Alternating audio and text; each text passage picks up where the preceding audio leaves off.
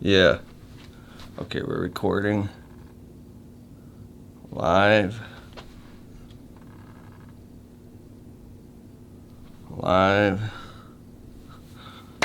Okay. What's up? It's Keith Kalfas, and I'm actually just on my whiteboard in my basement studio doing some strategy whiteboard stuff because it helps me think things through. And I got really excited. I had this epiphany. It's a time management epiphany. And so I'm like, I have to get this right now and start documenting this before the epiphany leaves me, man. I hope you can see this. And I'm not trying to entertain you. I'm not trying to do anything. I'm just literally, I'm like, I might as well go live while I do this. So,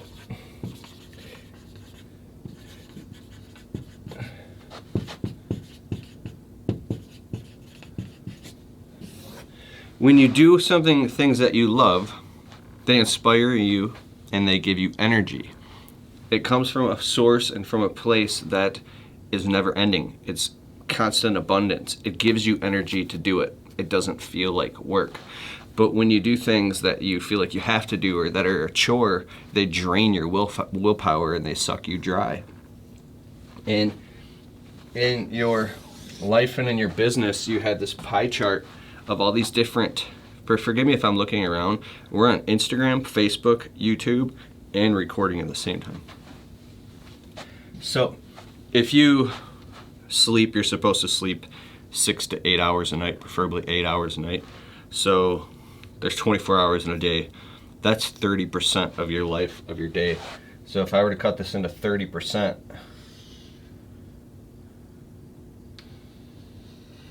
that's like 30%.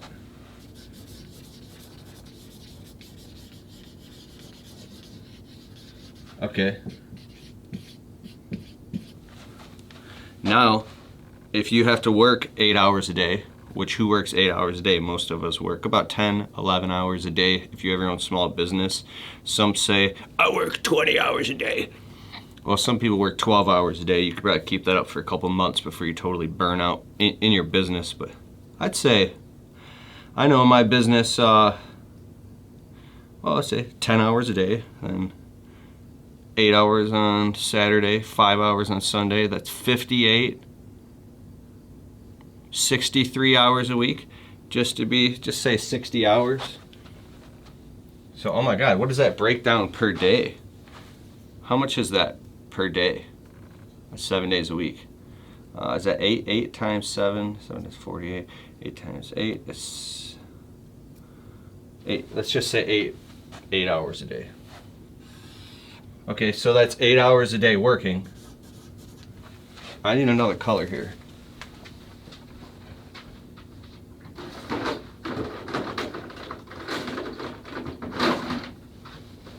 All right, so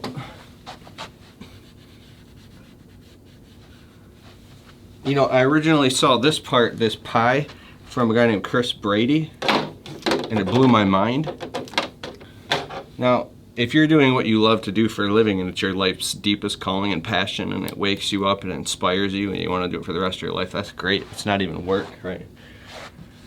But if you spend 8 hours a day working,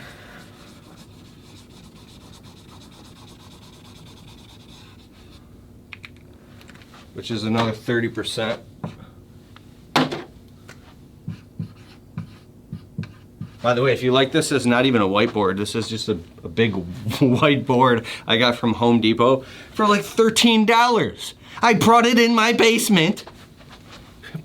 I got some framing nails. I went tack, tack, tack, tack, tack, and now I have a whiteboard for 13 bucks. Do you know how much this would cost if you were to order something this big from Office Depot? I've looked. It's like $400. You should get one. Put one right in your living room. So, 30%. Now think about this. You got, how much time does it take you to, pardon my French, but shit, shower, shave, eat, change, cook, clean. Shit, shower, shave, eat, change, cook, clean, do laundry, do the dishes, prepare meals, go grocery shopping, change the oil in your car, fix things, clean the house, deal with family problems and issues and all types of other chaotic bullshit and everything else that's going on in life that drains and sucks your energy. I mean, we could break it down, but like cooking, cleaning, and preparing meals, might even be more time than that. Using the bathroom and showering and clipping your fingernails and toenails and going and getting your hair cut and brushing your teeth. Hopefully you do that every day, folks. And then, well, you say sitting and scrolling mindlessly on your phone. I think that the reason we scroll on our phones is because we're so fucking drained anyways of energy and just like, so there, you literally can't do anything else. But, okay, all these things and dealing with all the stuff I just talked about.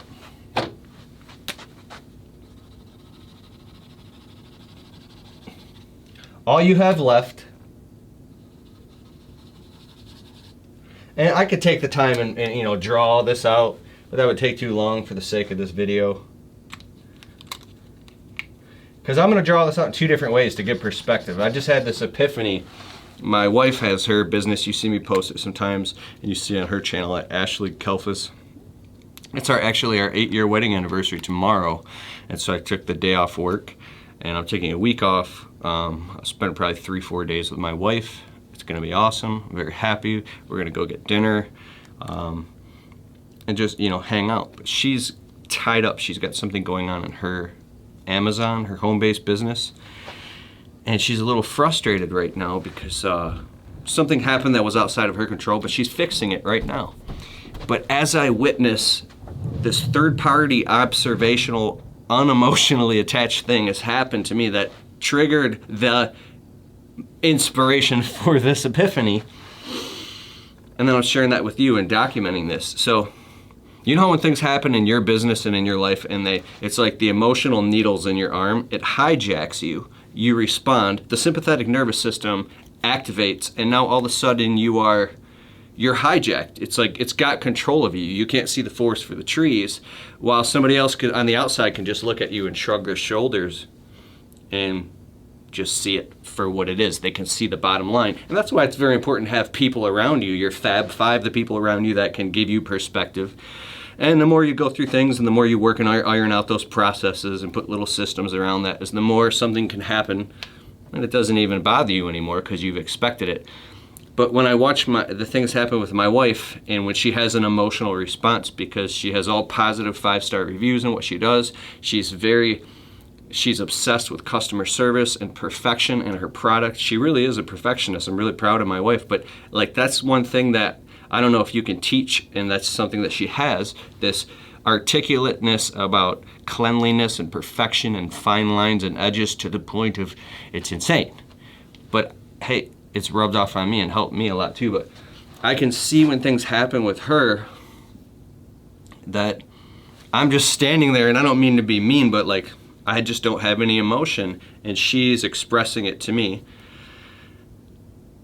And then whenever she's expressing what's going on in her business, I'm like, oh my God, I'm having an epiphany. I start having these epiphanies because now the same things that we go through, you can see somebody else going through in real time right in front of you. And when the observational part of the brain, it's the part of the brain you use like when you're in meditation, you just become the silent observer of your own life. It's like this meditative hypnotic thing happens that I can look at her and all of a sudden get these massive epiphanies about my own life and time management because there's no emotional attachment. It completes the loop and it pulls the needle out of the sympathetic nervous system, the chimp brain that hijacks you and makes you only concerned about survival and mitigating risk, right? Your time perspective slows down, and now you can see the big picture and it's called integrated consciousness. So, but if we go back to this, there's a reason why that this is happening.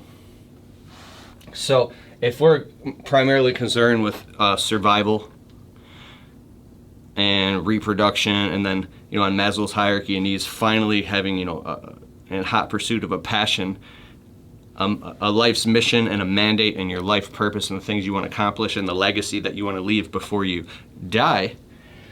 Well, when you're stuck on what the gerbil wheel, this is the gerbil wheel.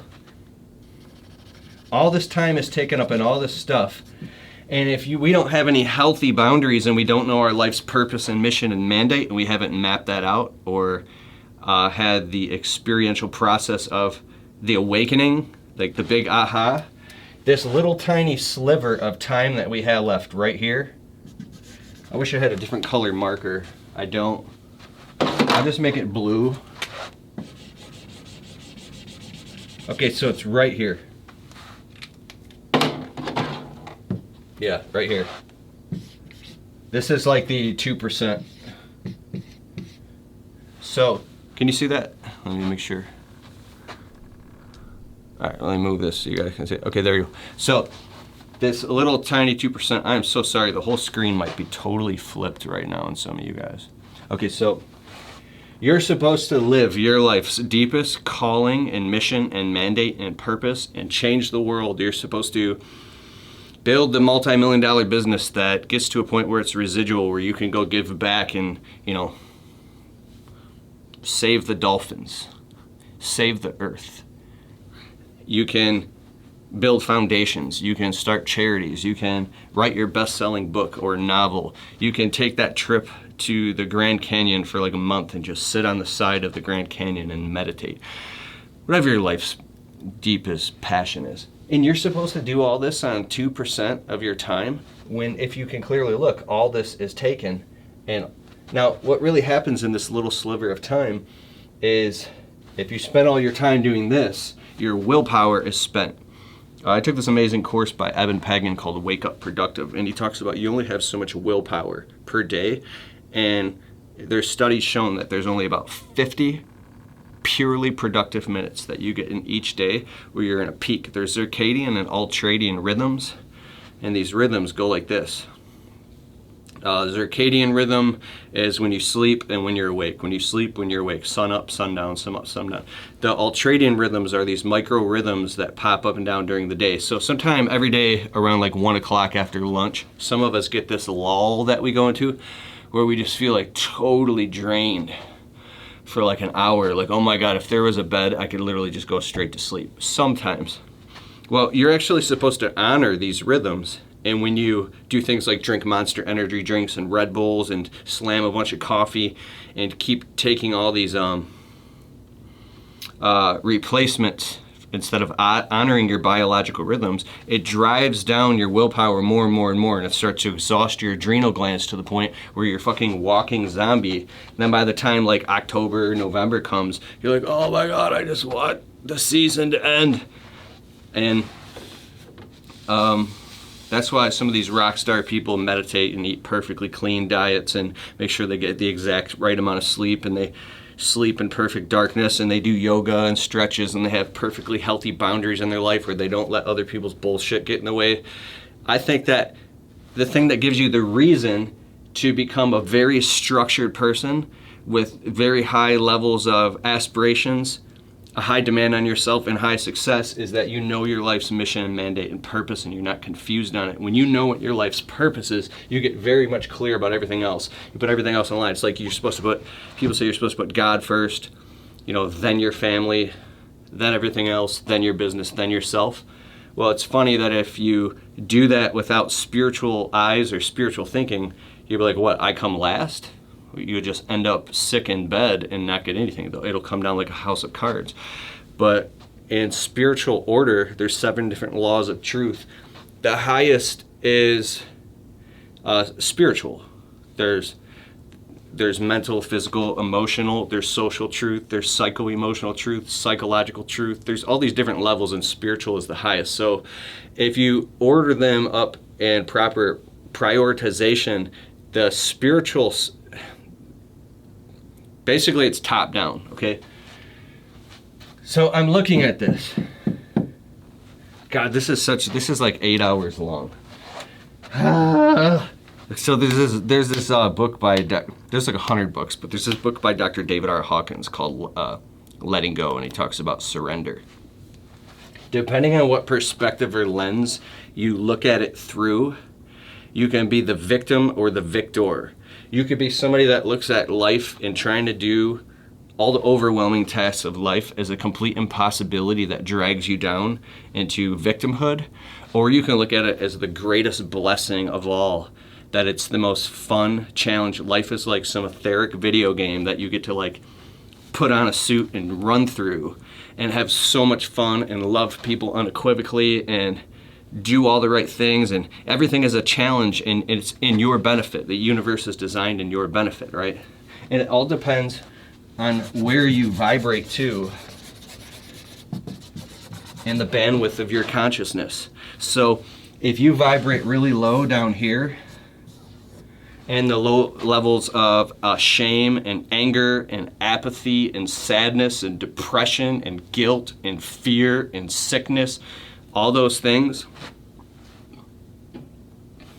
you will never be able to get higher up to these aspirational levels that allow you to expand this 2% to like 20% of your time spent on that. And then eventually the highest order of all is when you spend 80% of your time, 80% on your life's mission, mandate, and purpose. So how would you do all this? Well, you would delegate all this. You would systematize your business so you have everybody doing everything for you, and you just do the highest level $1,000 an hour activities. You don't do anything under $1,000 an hour, or at least $100 an hour activities. You delegate, automate, or get rid of everything else. You're sleeping, you would get like the best quality sleep ever. You'd invest in like the best mattress. You'd get blinds that close and black out everything. You'd wear an eye mask and like take melatonin and make sure you're perfectly hydrated and all these things, and take sleep very intentional. Your diet would be very clean. Maybe you'd have a chef or deliver meals to you. You can do like freshly.com. You would spend money on really nice high quality organic supplements. You drink lots of clean water, and you would take your diet very serious.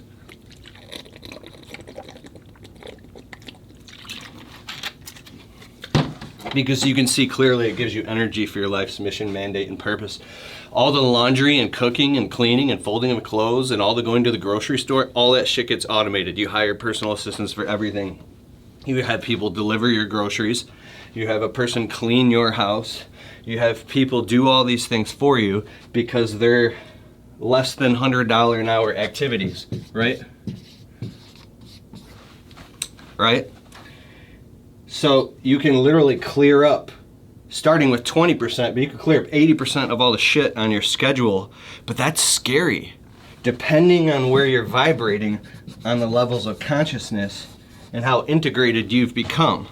So, and the only way to raise up through the levels of consciousness and vibrate higher is, well, you can vibrate higher. You can meditate. You can find out your life's mission and purpose. You can pray. You can eat healthy. There's all these different things you can do to give you the edge. But the one most important thing that you can do that all this circles the drain around is cutting the fat.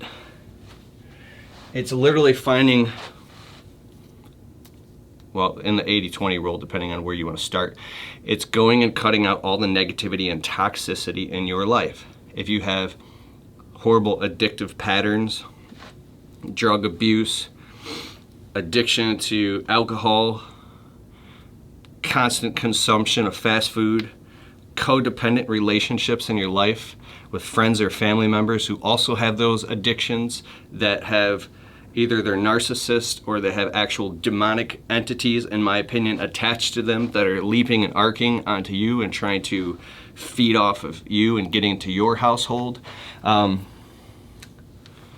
So that's kind of like the woo-woo stuff, but I believe that there are actual demonic entities and demons and things that you have to get right with the Lord, and then work on banishing them out of your life and out of your circle, and so they can't come back in. And then when you try to, depending on how you look at this, whether it's spiritual or whether you look at it from a completely scientific perspective, whenever you try to get your shit together and align with truth, what it does is it starts unlocking all these things in the deep levels of your subconscious and then your life, and everything tries to attack you to hold you down. It's like a last ditch effort to keep sucking off you and feeding off you like a battery in the Matrix. So as soon as you try to grow and evolve in your personal development, and you want to move upward and onward in your life, you want to make more money, you want your business to do better, you want to eat healthier, you want to be happier, you want your relationships to evolve, as soon as you try to get rid of that negative, toxic person in your life or limit the amount of communication, they'll start attacking you or bad-mouthing you or finding ways to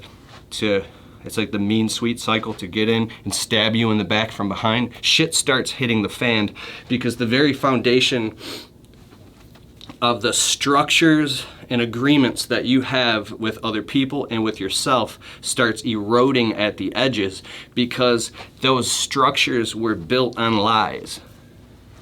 Does that make sense? The structures, I'm not talking about physical structures, I'm talking about etheric structures, and